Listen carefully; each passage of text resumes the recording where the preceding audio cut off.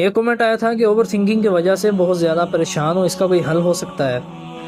तो इसका ख़त्म करने का तो कोई हल नहीं है। ये सवाल तो ऐसे है कि आप कह रहे हैं कि मैं इस दुनिया में आई हूँ या आया हूँ, तो क्यों आया हूँ? ये दुनिया है, ये बनाई ही आज़माइश के लिए गई है। इन आज़माइश ही का तो अजर है, इन्हीं की वजह से तो आगे जन्नत मिलनी है या अच्छी जगह या अच्छा ठिकाना होगा।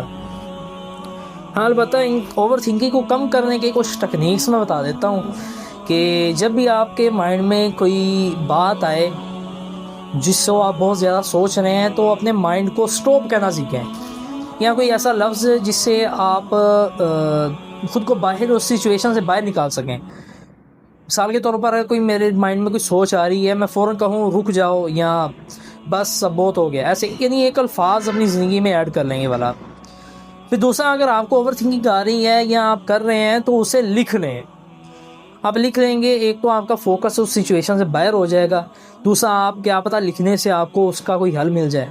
या आप ऐसा कर सकते हैं कि ओवर थिंकिंग के लिए या ज़्यादा सोचने के लिए आप अपने माइंड को ये कह दें या बार बार दोहराएं कि मैं ओवर थिंकिंग इतने बजे से इतने बजे तक करूँगा, या इतनी देर करूँगा, 10 मिनट करूँगा, 20 मिनट करूँगा।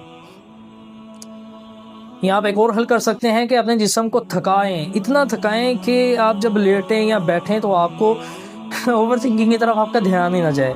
आखिरी काम आप ये कर सकते हैं ओवर थिंकिंग को ख़त्म करने के लिए, या आखिरी काम आप ये कर सकते हैं ओवर थिंकिंग को कम करने के लिए, अपनी लाइफ में, अपनी ज़िंदगी में कोई न्यू चीज़ ऐड करें।